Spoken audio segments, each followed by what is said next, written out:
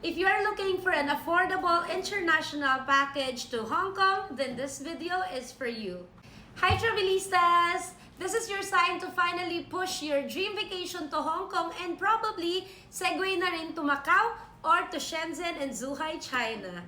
For as low as 15,688 pesos per person lang to, this is an all-in package kasama na dyan yung round-trip airfare from Manila to Hong Kong, your hotel accommodation, breakfast and other meals included, your tours, syempre, and your transfers from airport to your hotel, and also the transfers during the tours. For those packages na Hong Kong lang or Hong Kong and Macau, no visa po tayo for Filipino passport holders. But if you are planning to avail these two package and the rest of those package na may combined na China, then meron po siyang visa, but don't worry kasi kami na yung magpa-process niyan. And it will be a Group E visa which is normally included na rin po yung fee sa package natin.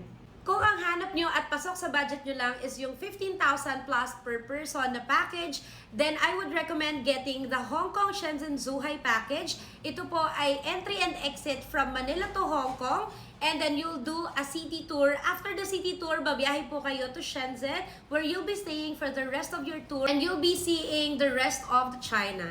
Gusto nyo naman is yung chill lang, like gusto nyo lang i-enjoy yung city ng Hong Kong or maybe visit Macau and see the buildings, visit the casinos and all that, then I would recommend getting this two package starting price at 24,999 pesos per person lang yan. Pero kung gusto nyo namang itodo na mga bestie, syempre dito na tayo, this is very affordable.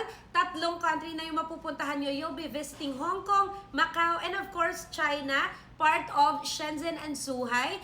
And this one already includes a Hong Kong Disneyland tour. So, sobrang sulit na talaga yan. So, if you guys are someone who's planning to visit all the Disneyland in the world, then baka ito na yung starting point nyo. We have a lot of blockings available for the rest of this year up until the first quarter of next year. So, kung gusto nyo pong sumama sa aming group tour, message us right away on our Facebook page at Travelista PH. Hope to see you on our next tour. Bye!